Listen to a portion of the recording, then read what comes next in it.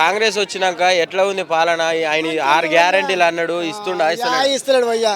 Hello, ఏమి ఇస్తున్నాడు? Guarantee ఏం లేదు అసలు.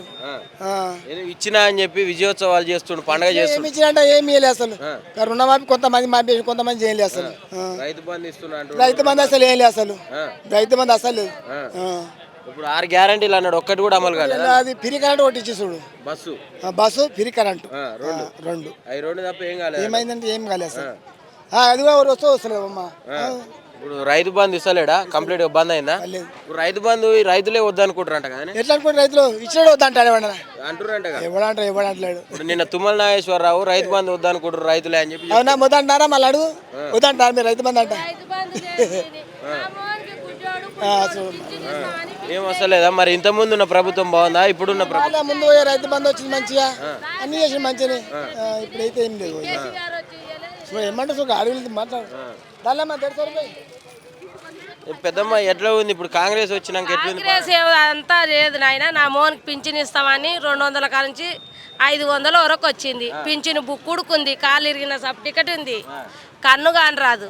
పింఛన్ ఇస్తామని పింఛన్ కొట్టేసిండ్రు. ఇస్తామంటారు, ఇయ్యనే లేదు. 4000 పింఛన్ ఇస్తున్నారు. 4000 కాదు, నా మోడు గుడ్డి సర్కారు ఇవ్వాలి. అన్నాదోడు నా మొగడు అన్నాదోడు. కాలు కానరాదు, ఓ కన్ను అస్సలు కానరాదు. ఒక్కొక్కటే కన్ను చూపు. ఓ కాలు ఇరిగింది, ఆబ్జెంట్ అయింది. నా మోడు ఉత్త కళ్ళు కానరావు, చేత కానోడు. ముసలోని వయసు చూసి అని ఇయ్యలేదు. అంతే మరి ఇంకేం చేస్తాం. ఇప్పుడు అలా నేను ఓటే అంటే ఒక ఛాయ్ ఓటు ఉడక తాగకుండా ఇబ్బందులు పడుకుంటా పోయి ఓటేసి గెలిపించినాం. ఇవాళ ఏంది ఇచ్చిండు ఆయన మాకు? ఏంది ఇవ్వలే. అన్ని ఇచ్చినావు అని చెప్తున్నాడు, నువ్వేమేమి అయ్యా నా మోని వరకు మా ఇంటి విషయం చెప్తున్నా, ఒకరి ఇంటి విషయం చెప్తున్నా. పోనీ ఆయన అట్లా పోనీ అమ్మాయి కన్న మాటలు మాట్లాడుతున్నారు. బస్సు పెట్టిండు, ఫ్రీ బస్ పెట్టిండు, కన్న మాటలు మాట్లాడుతున్నాడు. మరి ఏం చేద్దాం మేము? ఏడికి మాటలు పడనికే అదే డబ్బులు పెట్టి మేము చిన్నప్పుడు ఉంటే ఎక్కలేమా? ఇప్పుడే ఎక్కుతున్నామా? డ్రైవర్లు చూసి ఇల్వ లేకపోయా, బయట మొగోళ్ళతో ఇల్వ లేకపోయా, మేము ఏం చేయాలి చెప్పు? మేమేం చేయాలి? ఫ్రీ బస్సు వల్ల నష్టం ఏమొస్తుంది? ఆయన బస్సు వాళ్ళతోనే మాకు ప్రాబ్లం వచ్చింది. ఆయన ఇచ్చుడు. ఎందుకు ఎక్కుతున్నారు మీరు? ఏడుకోతున్నారు, గలీజ్గా అనుకుంటున్నారు. అట్లనే ఊర్లో తిరుగుతున్నారు, తిరగలిగా నేర్చి ఆడవాళ్ళు అంటున్నారు. మేము ఆ సార్ని అడిగినామా? మాకే ఇచ్చిండు కదా. ఊకే అన్నాడు, అందరికన్నా ఈయనున్నాడు, అంతే కదా. మరి ఇప్పుడు మంచిగా ఉందా? ఇంకా ఫ్రీ బస్ తో పాటు ఇంకొక 6 గ్యారెంటీలు అని చెప్పి పెట్టిండు కదా. ఫ్రీ బస్ అలా ఒకటి 6 పైసలు లేదు, ఇండ్లు ఇస్తా అంటాడు. ఇండ్లు కళ్యాణ పథకానికి 1,16,000 ఇస్తానే, తులం బంగారం ఇస్తాను, 1,16,000 ఇస్తాను. అవి లేవు, ఇవి లేవు. ఒకటి బస్సు పెట్టిండు, కన్న మాట. ముఖ్యంగా 2500 ఆడోళ్ళకి ఇస్తా అని చెప్పి గుర్తుందా? అది యాది లేవు, యావి లేదు. 8 నెలలు కానికొస్తుంది ఆయన గెలిచి కూడా. ఇంకొక 10 రోజులు అయితే సంవత్సరం రోజులు అవుతుంది. యావి లేవు మీకు.